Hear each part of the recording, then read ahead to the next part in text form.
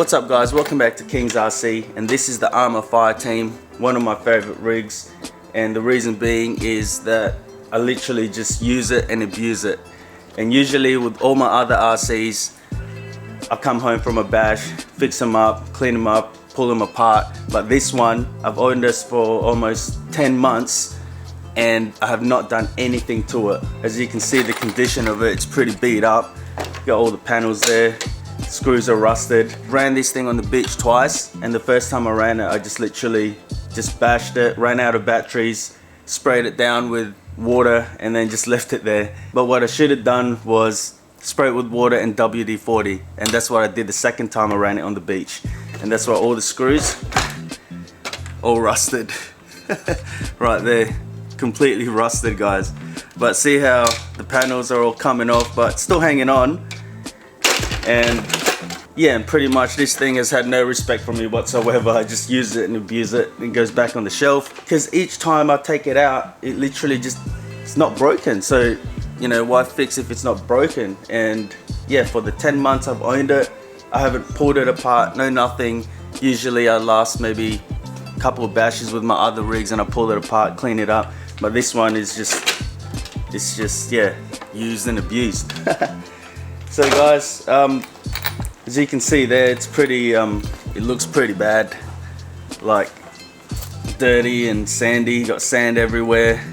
But from the last bash I had, this thing is still going. Like it's still going strong. Nothing's broken. Suspension feels alright, and diffs are okay.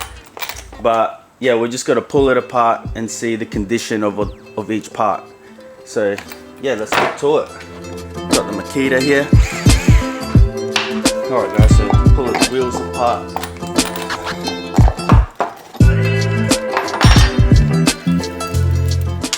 So I hardly run this thing on the road guys, so the wheels are still in good nick, but I haven't had anything like go wrong with them.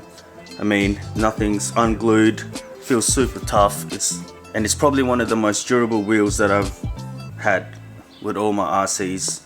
You know, you've got like X-Max wheels and that blowing up and, you know, ungluing and all that, but this has been so good. One thing as well, the hex, there's no metal reinforcement on the outside, but as you can see there, it's pretty thick. The hex is still perfect guys, look at that. I got other wheels like the Mojave wheels, it's not even a hex anymore guys. If you don't tighten it enough, it strips this hex part here on the wheel. This one, like, really good. And yeah, it's very durable wheel. Oh shit, getting sand everywhere. Oh, look at all that sand all in there.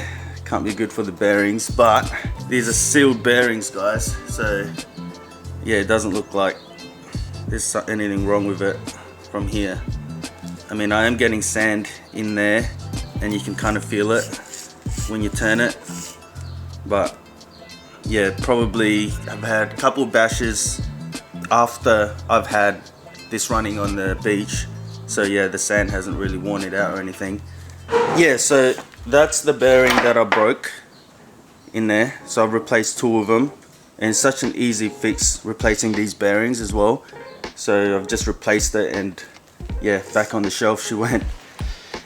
Also, another thing I've kind of broken was that drive shaft here, which I hammered back straight, and I've always thought, you know, once you hammer a bent drive shaft, it's going to be so easy for it to bend again, but this has survived. Shocks feels just like how it was out the box. The electronics guys, still alright. The wires, I had the wire here come out of the that wire retainer there, and it pulled out the blue one, but apart from that I just plugged it back in and it was all good. So if you can see here guys, one of the what do you call these, one of these hubs here is kind of worn out a little bit right there. So when it bounces guys and this thing flexes, it just rubs on the wheel there, and probably when you go throttle it rubs it even harder, and that's just worn out a little bit. Still good. It hasn't broken. Now this thing here, the handbrake, I hardly use it. I literally just forget that it's there, and yeah, I hardly use it, guys. It's a good feature, like it's fun when you remember it's there and you go to use it, but yeah, it's kind of not that important really. Now I'm gonna take one of these shocks off and see what the oil and that inside it looks like.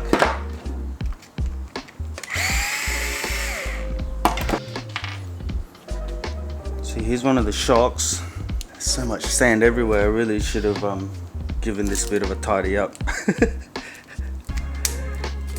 But guys, I do not treat all my RCs like this. I do look after them a bit better. But this one, so the boot there's torn, and I'm not a big fan of these, guys, because it's literally just kept the sand in there.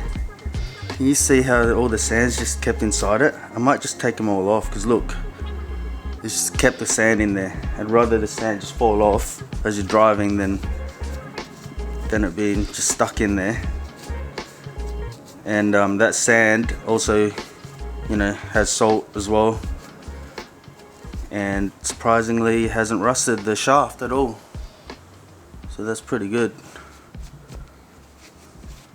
Right, that's still good. These shocks are really good still. Look at that, after almost 10 months of bashing. Take the cap off and have a look at the oil. Oh, look at that, guys. I don't know if you can see that in the camera, but that oil looks clean as. Check it out. Yep. Usually when I open up these shocks, oil's completely black, but that looks clean. Haven't got anything, so I'm just gonna pour it in here so you can see the oil. Look at that. It's still completely clean oil in there, guys. Now that's good. That's a good set of shocks there. Look at that. So I'm gonna have to rebuild this one and re-oil it once I get more shock oil. So those shocks, really good. Probably not gonna open the rear diffs because they're a bit harder to get to. So I'll do the center diff and see how it looks.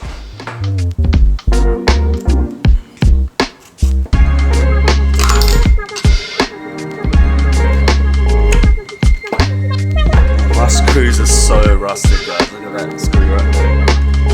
So rusty.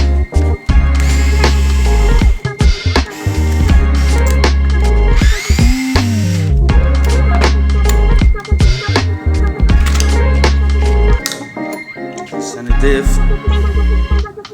Still feels good. Gears are a little bit worn. Oh, not really. It's not even that worn, guys. Just rusted a little bit.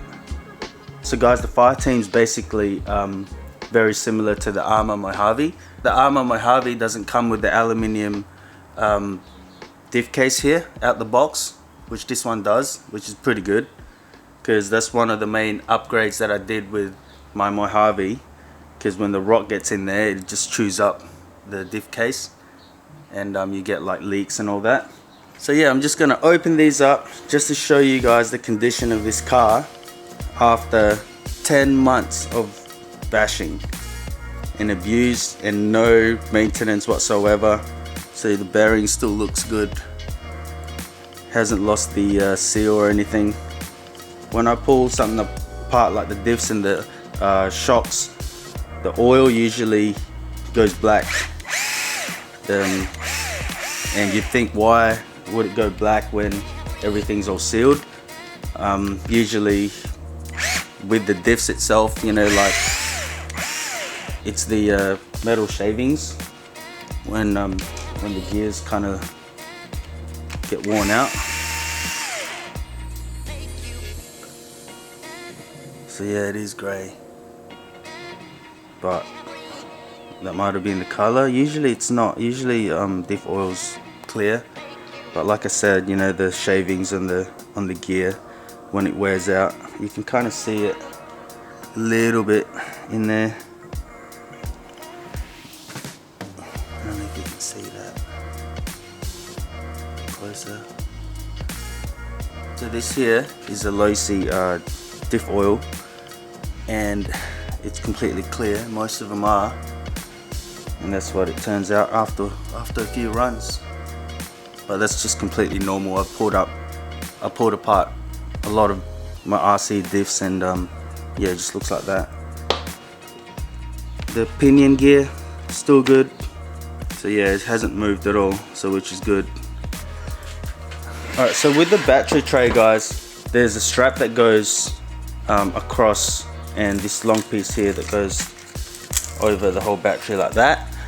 Now I've been running it with just this strap.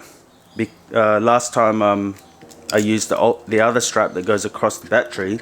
My mate Gav's car, his Traxxas sledge needed to borrow my strap, and I haven't got it back from him. But to be honest, that strap that goes across here is just a bit of an inconvenience, and this has been holding it down pretty well. But yeah, I haven't ran the other piece that goes across, and it's just been a lot easier with just dealing with one strap rather than having two. And the other one also sometimes gets caught in the diff gear in the middle here. So without the shocks, everything's still moving fine like that. Guys, these arms, probably one of the toughest arms that you can get. I believe these are from the Creighton arms they've put on here. It's just wider than the Mojave's shorter. So Mojave chassis design, and then the Creighton arms on here. And yeah, it hasn't really worn out that much. Whoop, there's my drive shaft. Now that's out. Let's have a look. It's still straight, not bent at all. The other one, other one's completely straight. No bent center drive shafts. Actually, I haven't checked the chassis. I need to find the ruler. A little bit bent in just towards the back. Whoop. Just towards the back, but not really. Yeah, not that much. And that's pretty damn good considering the abuse I've given this rig. Electronics still working good, still strong. Fans are still running strong, except one of the blades on the motor here did come off in there, so there's missing one blade. All the wires are still good. It's always this capacitor here that gets beat up because it moves around. Should really like zip tie this on the center brace here. And yeah, that's usually I get a zip tie this on here as well. But like I said, I've just taken this out the box, ran it for about 10 months, and first time I've actually looked at the condition of it. So guys, the heatsink has moved. So if you can see there, I'll move this back that way where it should be. So that should be just straight up like that, and this was all the way down this way like this. It's a bit loose, guys, and there's no way to tighten it up. Maybe put a screw somewhere to stop it from moving underneath the chassis. Yeah, I don't know. Let me know if you guys can think of something in the comments. Alright guys, I got sand all over my sweaty hands because it's hot in here. I gotta get rid of this sand.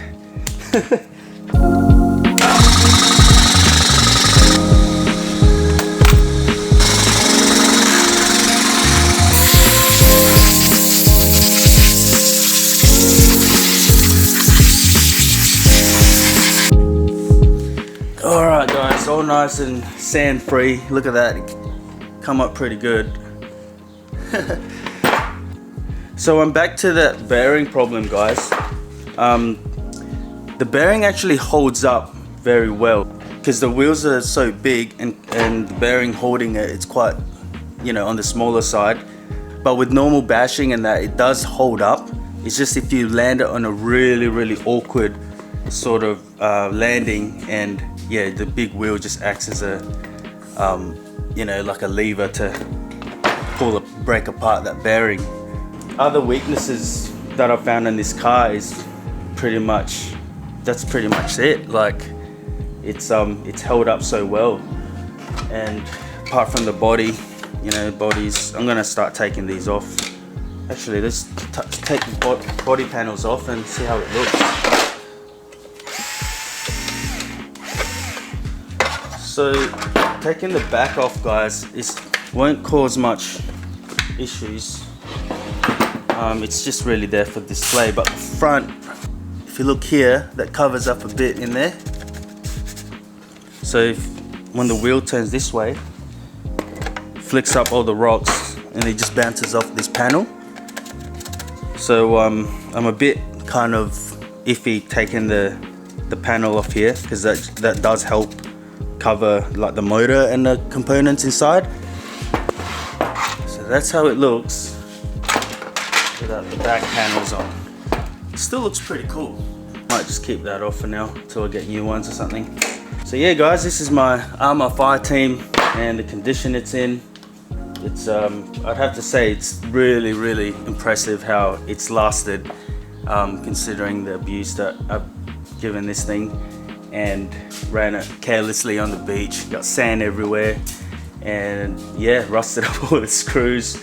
But yeah, it was a lot of fun and it's completely worth it. I mean, the screws are rusted, just surface rust, guys. It's not going to make it weak or anything. It just makes it look ugly, that's all. And most of these screws are screws into plastic, so you know, if it does corrode the actual thread of the screws, it's not really going to matter. You can take it off and that.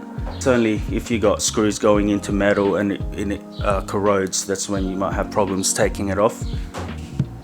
The body though, you either love it or hate it, but I don't mind it because it's practical, it's very durable, and it's also unique, the design.